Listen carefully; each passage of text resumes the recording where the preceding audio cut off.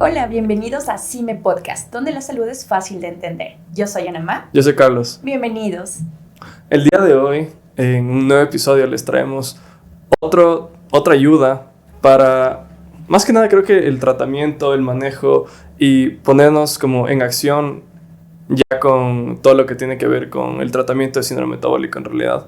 Hemos traído ya a bastantes especialistas que cada uno ha abordado el tema desde su área, pero creo que es importante igual hacer como mención o ir un poco más a detalle en el aspecto que creo que todo el mundo dice, pero es muy difícil como de aterrizarle, ¿no? Que creo que es justamente la parte del ejercicio. Entonces déjenme presentarles a Jordan Ballesteros. Jordan Ballesteros es uno de nuestros fisioterapeutas aquí en CIME. Jordan, bienvenido. Muchísimas gracias por la invitación. Sí, es bastante importante todo esto porque se aborda al paciente de diferente manera y la recomendación principal es del ejercicio. Sin embargo, nosotros no sabemos cómo, cuándo, dónde y por dónde empezar. Correcto. Claro. Me pongo mucho en los zapatos de los pacientes y uno pregunta, ¿por dónde empiezo?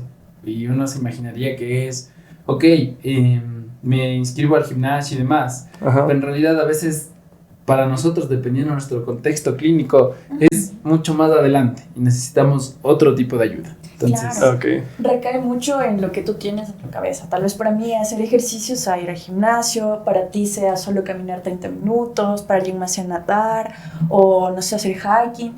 Entonces sí es importante tener este tipo de guía, más que todo de un profesional. Jordan, antes de empezar, cuéntanos capaz un poco de ti. Cuéntanos por qué te decidiste por fisioterapia, capaz dónde estudiaste. ¿cómo me decido por fisioterapia? Esta historia es súper larga, la verdad. Cuando yo hacía deporte de alto impacto, hacía artes marciales de aquí en la Federación de Pichincha, en la Concentración Deportiva de Pichincha. ¿Ya? Entonces, a un momento de la carrera deportiva que estaba construyendo, yo sufrí una lesión. Entonces ahí es la primera vez que yo conozco la fisioterapia. ¿Tuviste este contacto con Ajá. fisioterapia? Al momento que llegó el punto de la vida en donde ya tenía que decidir qué hacer con la mía, mi carrera profesional y demás, lo tomé muy en cuenta con la fisioterapia para desenvolverme profesionalmente. Okay. Porque estaba muy ligado y muy relacionado. Entonces, la verdad, yo hice un ejercicio primero en donde ponía cada título de cada carrera con mi nombre y me imaginaba haciendo lo mismo 10 años, sin aburrirme. Y fisioterapia me convenció. Fue la que ganó. Ajá. La ganadora. Okay. Yo estudié terapia física en la Católica, ¿sí? Salí de ahí, trabajé en el sector público. La vida creo que me obligó a poner mi consulta privada y hoy estoy aquí. Me ha dado la oportunidad también de trabajar en CIME y ayudarles con tantos pacientes que nos llegan día a día. Qué bonitas historias. Ajá. Cada uno tiene su historia detrás del porqué. Lo importante es que también lo hacen con vocación. Qué bonito. Y de igual forma también nos comentabas un poquito tras cámaras que estabas en un proceso de presentar una investigación. Cuéntanos un poquito. Sí, es una recapitulación bibliográfica para el Congreso Nacional que va a ser la Sociedad Ecuatoriana de Ortopedia y Traumatología en Guayaquil. Es la edición número 51. Van a haber invitados nacionales e invitados internacionales. Vamos, un grupo de fisios de aquí de Ecuador, de Quito, nos vamos a ir a Guayaquil para ilustrar ciertas ponencias de diferentes temas para que la fisioterapia se haga muy, muy, muy visible. Después del COVID, creo que todo el mundo conoció que era la fisioterapia en realidad, porque era una carrera muy, muy, muy nueva. En realidad, dentro de mi alma mater creo que va entre unos 20, 24 años nada más que se hizo licenciatura como tal, Okay. porque de ahí era como una tecnología médica nada más. Okay. Y vamos a presentar la relación entre el síndrome metabólico y el dolor musculoesquelético y el ejercicio terapéutico como una herramienta para abordar este tipo de pacientes. Ok, tal vez nos puedes contar un poco de lo que han encontrado o qué relación ha tenido como el síndrome metabólico con el... La idea y la propuesta es la siguiente. En pacientes que presentan síndrome metabólico, ellos tienen una inflamación constante. La inflamación no es mala, es una respuesta de que nuestro sistema está funcionando al 100%. El meollo del asunto es cuando es un proceso crónico, porque es nadar contra corriente. para Claro. un proceso terapéutico. Entonces, cuando somos o estamos en este grupo de pacientes, tenemos dolores articulares, llámese hombro, rodilla, tobillo, codo, ¿sí? Ujú. Y ciertas condiciones musculares. Nuestros músculos están muy tensos y nos da mialgias como tal. ¿Ok? No hay una correcta recuperación del tejido y ahí influye en que el paciente desarrolle otro tipo de afecciones como son las tendinopatías. Estudios mencionan en que partiendo desde el punto del cuadro clínico que les menciono, la tendinopatía de Aquiles y del hombro, el famoso manguito rotador, Ajá. es una de las más comunes que se puede desarrollar. O inclusive el desgaste articular, llegando a una osteoartritis y quizás, no quisiera que a nadie pase, un reemplazo articular, por ya tanto el desgaste que existe. Entonces, la propuesta y mi interés en realidad profesional es que esto no pase. Es decir, si ya estás en este punto y puedes desarrollar diferentes condiciones clínicas, cortar de este punto. Es como la frase que dice, Ajá. uno a veces sabe que se va a chocar y acelera, entonces la idea es frenar el asunto y Ok. abordarlo. Este tipo de condiciones me gustaría que se lo aborde y debería abordarse en realidad con diferentes profesionales de la salud, ¿sí? Como lo es, puede ser el médico general, internista, nutriólogos y en el tema del ejercicio, fisioterapeutas. Ok, muy bien. Justo un Entonces, poquito de lo que veníamos viendo, Ujú. que es multidisciplinario, que es importante tener el apoyo de todos los profesionales y sobre todo queremos hacer un énfasis aquí que nos guíes en cuanto al ejercicio, porque hay personas que obviamente ya tienen condiciones como la obesidad, entonces, ¿cómo ellos pueden empezar a hacer la actividad física que les recomiendan los médicos? Ya tienen ellos sus diagnósticos por el endocrinólogo, visitan nutricionistas, tienen sus medicamentos. Pero ¿cómo pueden ellos enfocarse en lo que es el ejercicio que te envían? ¿Cómo tú le dosificas a través de la fisioterapia? creo que, ajá, yendo como un poco más, ajá, como al inicio, es como capaz, ¿qué tipos de ejercicio existen? Como que un paciente, no sé, prototipo en síndrome metabólico, capaz con obesidad, capaz no con obesidad, como ¿qué les beneficia o qué objetivos ustedes como que se ponen? ¿Cómo más o menos es tu proceso cuando llega un paciente? A ver, vamos a ver el claro ejemplo. Ajá. Por ejemplo, en un área en que yo trabajo, que es el área cardiológica, me llegan pacientes con hipertensión. Entonces a él no le voy a mandar a hacer cardio de una sola. Ujú. Porque por sus niveles de hipertensión, y peor si es que no se hayan tomado la medicina en la mañana. O sea, no. Pueden tener ciertos problemas o episodios. Puede dar taquicardia o tener ciertas condiciones cardíacas más. Entonces depende mucho y es importante saber bases. Por ejemplo, la Organización Mundial de la Salud nos recomienda a cualquier persona en realidad entre tener unos 75, 80, 90 minutos semanales de ejercicio de intensidad moderada a más alta, ¿sí? Ujú.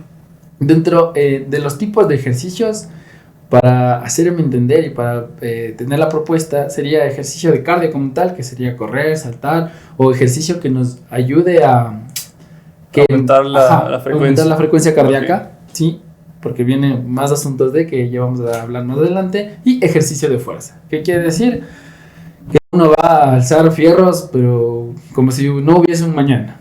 Pero esa es la idea, no es como si no hubiese un mañana. Tiene que ser de una manera idónea y adaptadas a nosotros, porque cada uno es diferente. ¿Sí? Claro. Por ejemplo, no sé, quizás yo levante 40 kilos y tú 60, quizás 20 menos, no sé. Ese es, y ahí entra la fisioterapia porque nosotros podemos evaluar al paciente Ujú. y decir, ok, a ti te va bien 4 series de 8 repeticiones nada más, o a ti te va bien 3 series de 10. Ujú. Todo depende mucho del paciente y la condición y los objetivos terapéuticos y los objetivos del paciente que querramos lograr conjuntamente, porque en este aspecto es un trabajo conjunto. Ujú. Aparte del multidisciplinario, conjunto con el Con paciente. el paciente. Claro. Pero, por ejemplo, en esto que nos dices, como que a unos les sirve más, no sé, como tantas repeticiones versus otras. O sea, como, ¿qué es lo que, según los objetivos, se recomienda para tal cosa? Por ejemplo, porque yo he escuchado que tipo, para, no sé, como hipertrofia, tienes que hacer como poco y muy cargado. O sea, como, ¿qué real tiene este tipo de, como de, no sé, cosas que se escuchan? ¿Cómo se organiza eso? ¿Cuál es tipo la fisiología? O no sé. Vamos a ir por partes. ¿Ya? Por ejemplo, recomendable es para cualquier persona entre 8.000 y 10.000 pasos diarios. Ya. ¿Sí? Todos tenemos, no sé, un reloj inteligente donde ya podemos medir nuestros pasos. Entonces, eso es lo ideal para una salud cardiovascular estable, o sea, moderada, ¿sí? Digamos, ¿y qué me ha pasado en realidad a mí? Esto también influye porque yo también fui paciente con síndrome metabólico. Uh-huh. Entonces, los pacientes, el doctor me mencionaba y me recomendaba ejercicio, como dice, como digo, este me va a servir, y investigué mucho más. Entonces, si es que el objetivo del paciente con obesidad, porque primero hay que clasificarlo como tal. Uh-huh. Si es que el paciente ya está obeso, tengo que medir su capacidad funcional. Ya. Hay ciertas pruebas y también su capacidad aeróbica. Hago ciertas preguntas, por ejemplo, ¿duerme bien? O porque hay la posibilidad de que sufra de apnea del sueño. Ya. ¿Sí? ¿Cuál es su nivel de actividad física? A lo que ¿Sí? está acostumbrado. Ajá, que está acostumbrado o que ha hecho el último tiempo. Y hacer ciertas pruebas funcionales. ¿Para qué? Para evitar un ciclo vicioso que yo lo menciono, que es como que, ok, los profesionales de la salud nos mandan a hacer ejercicio. Y uno va al gimnasio y empieza a correr, no sé, 30 minutos en la caminadora. El primer día lo da todo. Y se paga la inscripción de 3 meses o la inscripción anual y solo van las primeras semanas o los primeros meses. Uh-huh. Y la idea, en realidad, es que se adhieran al ejercicio, ¿sí? Al movimiento, porque nuestro cuerpo está diseñado para moverse. Nuestro cuerpo está diseñado para ser unas personas activas, ¿sí? Ahora que ha habido ciertas condiciones y demás, pero la propuesta es eso. ¿Por qué? Porque el movimiento, porque el ejercicio es la principal herramienta terapéutica para los diferentes beneficios. Es que dentro de la fisiología tú quemas todo lo que consumes. Uh-huh. Entonces ahí tapamos el tema de nutrición, porque está bien, o sea, si no hay ciertas condiciones limitantes que o sea así ya no lo puedas comer, se lo puede hacer, ¿sí? Ya. Pero la clave y la piedra angular en esto es ¿qué haces con lo que consumes? Porque yo tranquilamente me puedo comer 2 panes en el desayuno 3 veces por semana, pero ¿cómo los quemo? Claro. Esa es la idea. Tu ¿sí? actividad diaria, ¿qué tan movida es? O tranquilamente, no sé, puedo comerme un poquito de un pan tostado con Nutella como preentreno, Uh-huh. dependiendo y conociendo mi cuerpo, ¿sí? Uh-huh. Entonces, ¿qué hacer con lo que se come? Se hace ejercicio de fuerza y dependiendo qué es lo que se quiera lograr.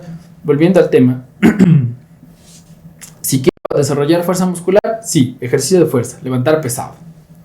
¿Por qué? Porque hay un aumento de la masa muscular y a la vez eso nos ayuda a disminuir la grasa visceral, el porcentaje de grasa corporal. Uh-huh. Se clasifica al paciente con sobrepeso o obesidad en base al índice de masa corporal, Uh-huh. pero este tiene limitantes. Por ejemplo, no sé, John Cena creo que pesa 100 kilos, en donde esto menciona que ya es un paciente con sobrepeso, pero en realidad no es su peso netamente, es netamente músculo. Ajá.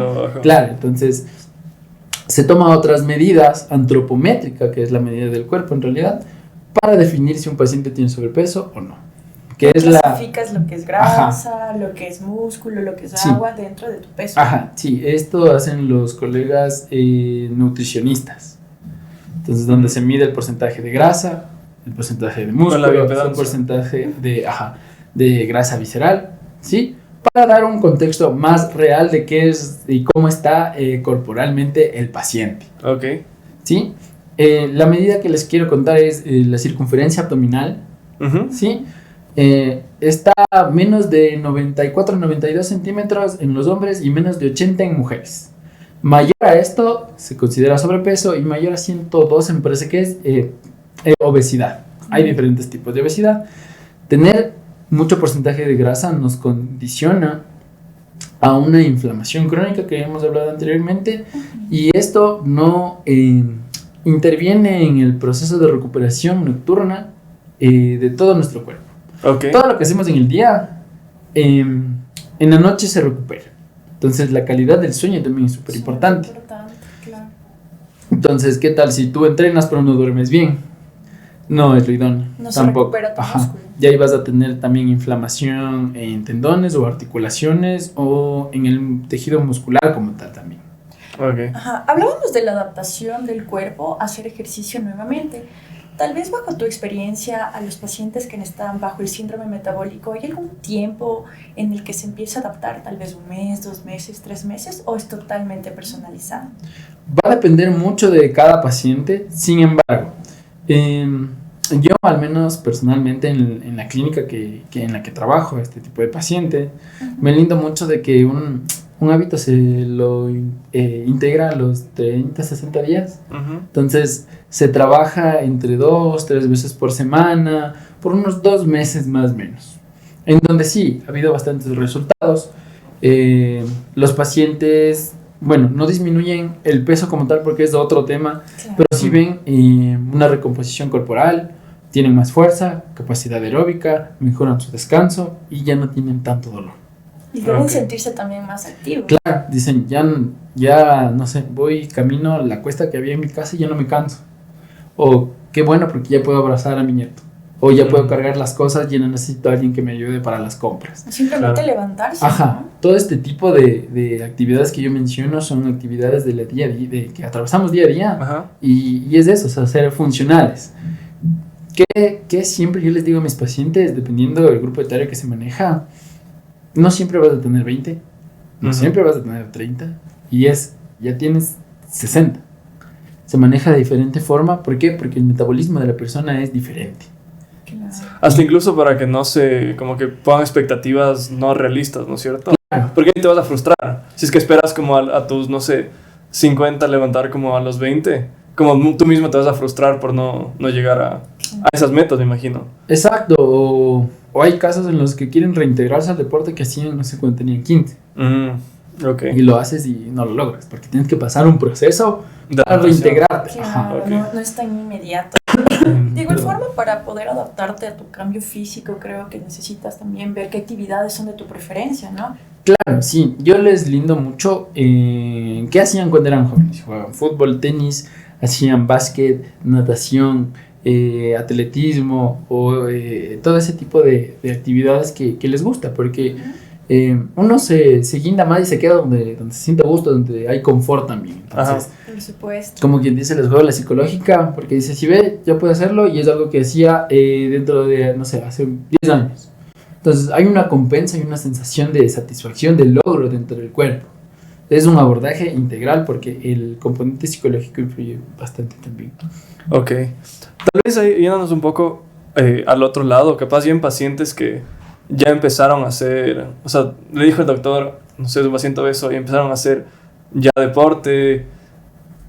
Me imagino que deben haber como riesgos que, por ejemplo, en lesiones, porque el cuerpo tampoco no está adaptado como a cargar tanto peso, imagino, ¿verdad? Claro, por ejemplo, Como hay algunas lesiones más comunes o que te lleguen o algo así. a ver, cada kilogramo de peso equivale a unos 10, 14 newtons de fuerza hacia las rodillas, Ok. por la compresión axial y el efecto de la gravedad. Entonces, imagínate, en un paciente que pesa 150 o 120 kilos, que está ya con obesidad, netamente, o en pacientes que son candidatos a la cirugía bariátrica, Ajá. donde les recomiendan como que, a ver, vamos a ir a movernos poco a poco. Quizás, no sé, es un hipotético, voy de aquí, no sé, afuera, y me empieza a doler la rodilla. Y la pregunta es, ¿cómo hago ejercicio si el ejercicio me provoca dolor? Exacto. Claro. Y ahí la clave es la dosificación. ¿Cómo tú les das este acompañamiento? Hay ciertas pruebas en pacientes cardíacos y se utiliza una caminata de 6-12 minutos. Literalmente se le pone al paciente en la caminadora y dice, ok, vamos. No hay una intensidad, nada más es 6 minutos lo que logre. Ajá, ese es un índice de partida. Y dentro de lo que él haga, yo voy y digo, ok, voy a trabajar esto por, no sé, las primeras 3 sesiones. ¿Sí? O hacer que el paciente haga sentadillas. ¿Sí? Y medir frecuencia cardíaca y saturación.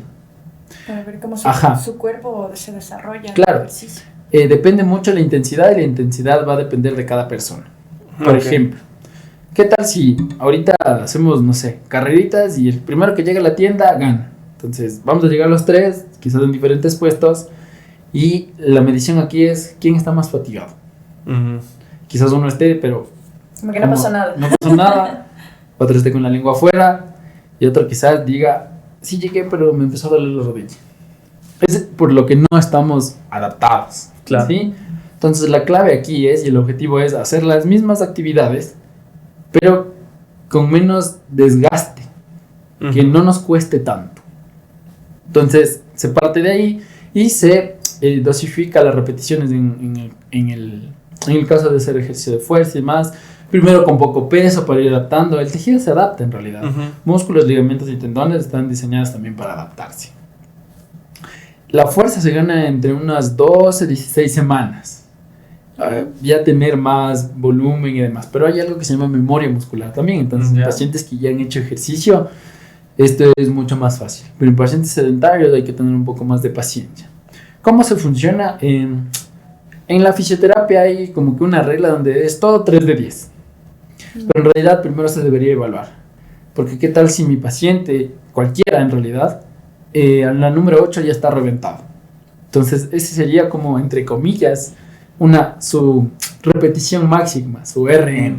Entonces sí hay tablas donde hay porcentajes del RM para dosificar las repeticiones. Un RM es todo lo que tú puedes hacer en una repetición. Por ejemplo, vamos a hacer un squat o un peso muerto y ponemos un montón de peso. ¿Qué tal si son 60 kilos? Y solo puedo hacerlo una vez. O quizás no lo puedo hacer. Esa es la... Ajá. Ahí se llega. Entonces, digo, ok, si son 60 kilos, vamos a bajarle el peso y puedo aumentar las repeticiones. ¿Sí? Así se dosifica. Así se dosifica y más o menos así se le va haciendo al paciente. Hay diferentes tipos de ejercicio, como ya hemos mencionado, pero el que va muy bien en este tipo de pacientes es el ejercicio aeróbico. Combinado con el ejercicio HIIT, el de intensidad. ¿Qué es el ejercicio HIIT y el ejercicio aeróbico? O sea, ¿qué significa cada uno? ¿Y cuál es su diferencia? El ejercicio aeróbico es ese ejercicio que nosotros nos lleva a llevar a que nuestra capacidad aeróbica, la capacidad de respiración, ¿sí? Al tope. Por ejemplo, no sé si les ha pasado o han visto personas que hacen running. No es lo mismo hacer running y estar hablando así normalmente que estar... Claro, ya infartado. Ni una palabra. Eso. Y el HIIT es sus siglas en inglés, que ahorita no recuerdo, pero es ejercicio de intensidad en tiempos cortos. Se les llamará un poco ejercicio pliométrico también. Si mal no me equivoco, por ejemplo, CrossFit puede ser un ejercicio tipo HIIT. ¿Sí? ¿Cuál otro más? Se maneja, es la fusión de los dos en realidad, manejar un tipo de peso con ejercicio aeróbico. O sea, el ejercicio aeróbico sería el que nos ayudaría a mejorar la parte cardiovascular y el otro sería para poder mejorar... Fuerza y cardiovascular, ajá. Nos ayuda. O sea, todas las personas en general lo necesitarían. Sí, en realidad sí. Si es que se lo puede hacer, sí. Si no, no, porque por ejemplo, a ver, ¿qué tal si a mí me va bien, no sé, salir a nadar en las mañanas, pero a ti te va bien, no sé, salir a trotar en realidad?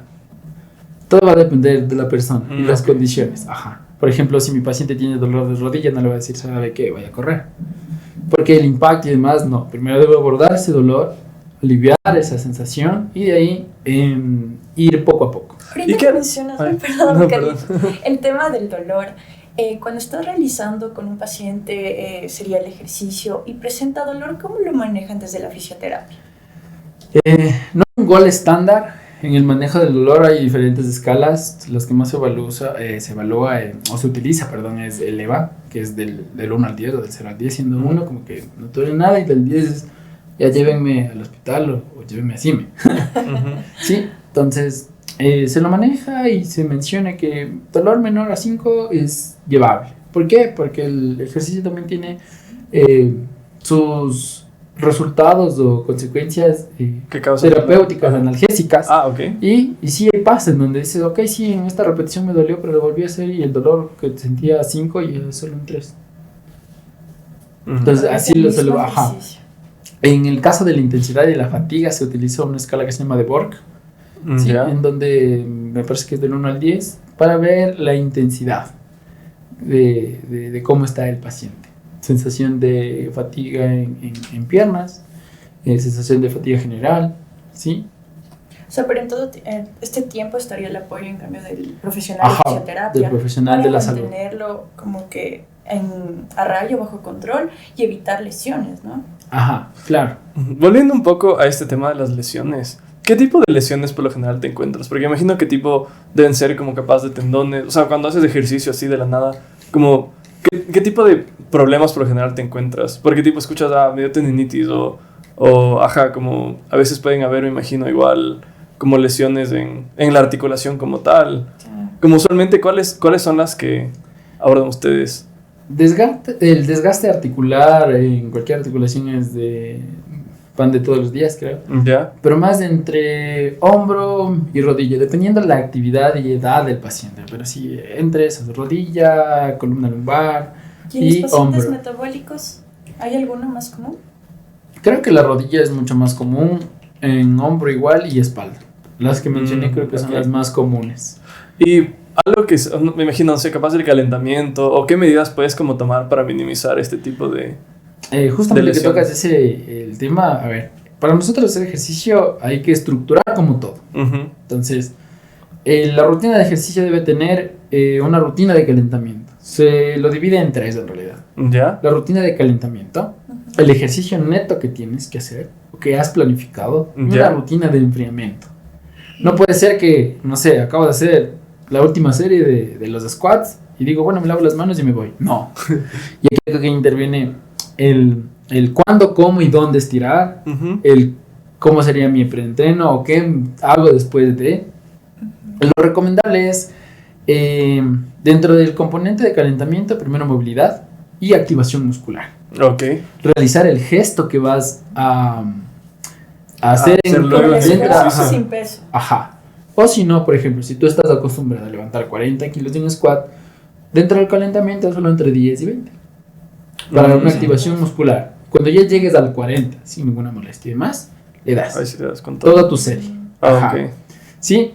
Y para el enfriamiento, no sé, dependiendo la planificación de ejercicio, pero por ejemplo, en el trote, que es el más común, estiro un poco toda la articulación, porque, o sea, todas las articulaciones, porque también es un ejercicio bastante de alto impacto y se utiliza varias articulaciones, lo mismo con la natación.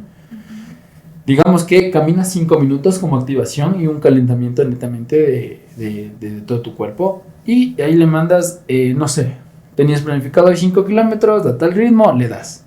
Porque puede haber ciertas variaciones y fluctuaciones que tú también puedes desarrollar dentro de parte de tu entrenamiento. Claro. ¿Sí? Ujú. Y después no es como que paras y te vas al auto y ya. Y ya. No, Gracias. Ajá.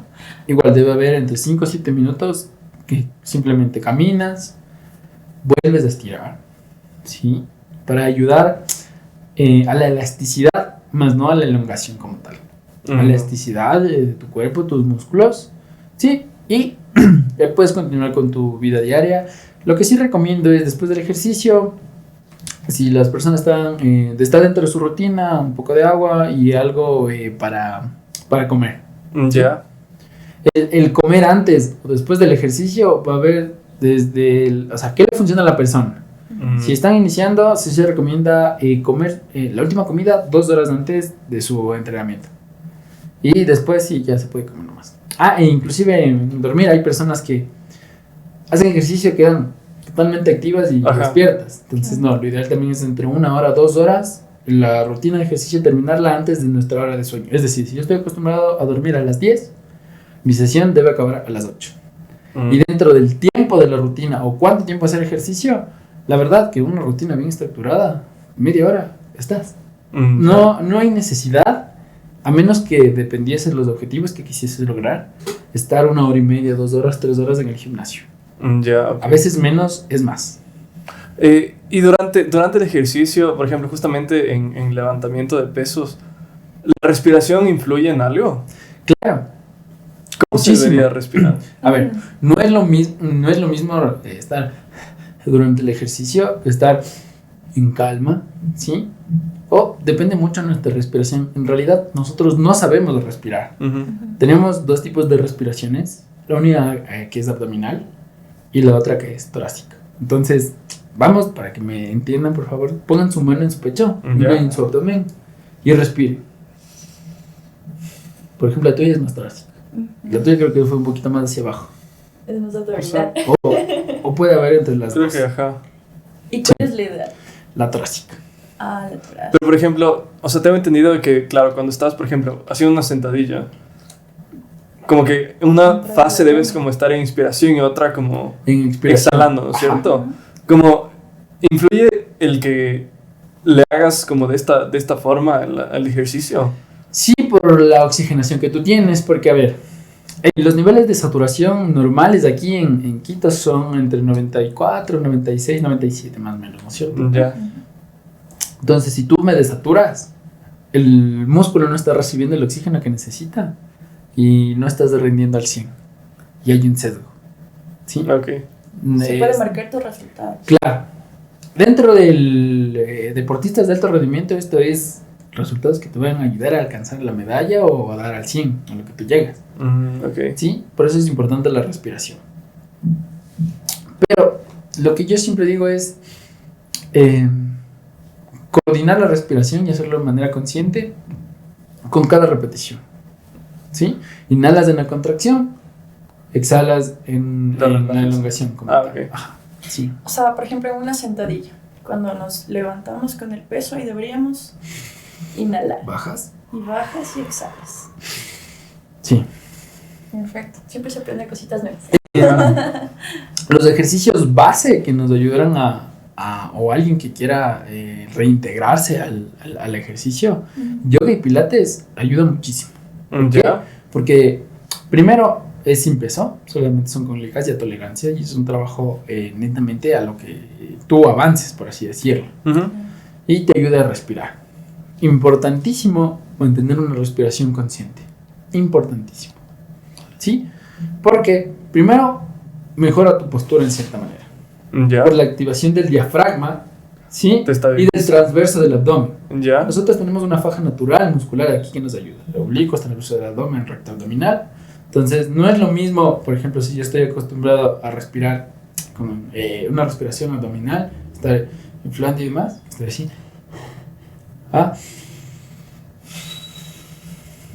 Donde activa mucho más los músculos torácicos. Ok. Para que el intercambio gaseoso sea mucho más efectivo. ¿Por qué? Porque, bueno, aquí se expande ¿sí? el abdomen y nos ayuda a la respiración, pero el intercambio gaseoso y darle espacio a los pulmones ¿para qué? Para que se expandan y se retraigan. Ujú. Y se Sí, haga ajá. correcto cambio en los alvéolos. Ajá, se haga un correcto cambio de los alvéolos. Ok. Ojo, aquí hay que tener un cambio, o sea, ver, como siempre menciono, las condiciones del paciente. Por ejemplo, no sé, nosotros no vamos a saturar lo mismo que un paciente que, no sé, llevó 5 o 10 años fumando. Claro. Ajá. Entonces le voy a decir, ¿cómo no va a llegar al rango normal? Si es que no, entonces ahí depende la Claro, evaluación. la tolerancia Ajá. según cada. Depende de cada- ¿Cómo se sabe eso? Dentro del manejo multidisciplinario de todo esto, es la ergometría o la prueba de esfuerzo. Ya. ¿Sí? Y ver cuánto es lo máximo que tú llegas antes, como que, bueno, yo le entiendo de como que del fallo cardíaco, Ujú. de quedarte ahí, ¿sí? O de que ya no puedas más. Si en el ejercicio de fuerza el 1 RM, digamos que es su equivalente, Ok, ajá. ¿sí? Es como tu capacidad máxima. Ajá, tu capacidad máxima. Entonces, se evalúa la frecuencia cardíaca y en base a eso, dentro de la rehabilitación cardíaca, que es una rama de la fisioterapia, Ujú. se divide las sesiones de ejercicio. Hay varias maneras de medir la intensidad. Esta es una de. Porque no es lo mismo hacer una sesión de ejercicio terapéutico como tal al 100 latidos por minuto, 100, 110, a 135 por 30 minutos. Ya. ¿Sí? Imaginemos que 135 es como que estar en una sesión de merengue o bailando así, pues, con Ya. los mismos beats y demás. Ajá. ¿Cómo podemos medir la intensidad del ejercicio? Primero, como la percepción. La escala de Borg que ya mencioné, Ujú. ¿sí? En la intensidad de ejercicio. Y hay las zonas, dependiendo de la frecuencia cardíaca, que nosotros podemos abordar. Son 5 zonas, Ok. donde cada uno mide los latidos por minuto acorde a la intensidad. Todos tenemos un smartwatch, podemos ver nuestros latidos por minuto y al momento de trotar van a mantenernos y ahí entrenar nuestra capacidad aeróbica E irnos conociendo. e irnos conociendo. Importantísimo escuchar tu cuerpo. Por otro lado, y creo que capaz igual para medio ya ir cerrando, ¿cómo es la técnica para correr o para trotar? Como tipo, existe, como porque al menos yo cuando he trotado, creo que solo literal me he lanzado a trotar y ya, pero imagino que debe haber alguna técnica de cómo, no sé, Un cómo, proceso. de cómo pones tu cuerpo, de cómo, no sé, mueves las piernas o algo así. ¿Existe algo así? Sí, sí existe la técnica de carrera como tal. ¿Ya? Inclusive existe la técnica de salto. Entonces, ¿cómo funciona? ¿Y qué es lo que se hace? Hay dos, depende de muchas consideraciones biomecánicas. Por ejemplo, si es que la fisionomía del cuerpo o de los miembros inferiores es más larga, tenemos un fémur más largo o más corto, el pectoral es más largo o más corto, o la tibia y demás. La predisposición de nuestra pisada, si es pronada, supinada, he ahí el porqué de los zapatos que dicen, si tienes el pie supinado, este te va a ir bien. Ok. ¿Sí? Pero lo ideal es no ir como que saltando y demás, sino hay dos de las que he conocido. La una es literalmente talón punta, ¿sí? O punta talón. Ya. Dentro va a depender de cada persona y se realiza en realidad un análisis de la pisada para ver cómo está tu pisada. ¿Cuál te Ajá. conviene Me parece más? que encima también lo hacen, no estoy tan Sí. seguro. Que ahí podemos dar ciertas recomendaciones. Entonces, igual se lo pone al paciente en la caminadora y digo, dale. Y ahí puedo dar indicaciones donde te digo, levanta más las rodillas, no contactes tanto con el antepié, sino intenta que el aterrizaje sea con el medio pie, ¿sí? Y coordina también con tus brazos. Entonces, Para ir equilibrando. para ir equilibrando. ¿Por qué? Porque nosotros no caminamos así y corremos así. No, es en realidad un conjunto de todo. Ok. Siempre se puede aprender algo más. Ujú. Y pues te agradecemos mucho por haber venido el día de hoy a ilustrarnos con tantas cosas que hemos aprendido, creo. Me gustaría saber qué 3 mensajes te gustaría dejarle a nuestra audiencia. 3 mensajes, ¿o 3? Siempre manténganse activos, descansen bien y cuiden su salud mental y su alimentación. Importante, una vez más, gracias por habernos visto. Recuerden que nos pueden dejar sus preguntitas. Yo soy Anamá Yo soy Carlos. y esto fue Cime Podcast.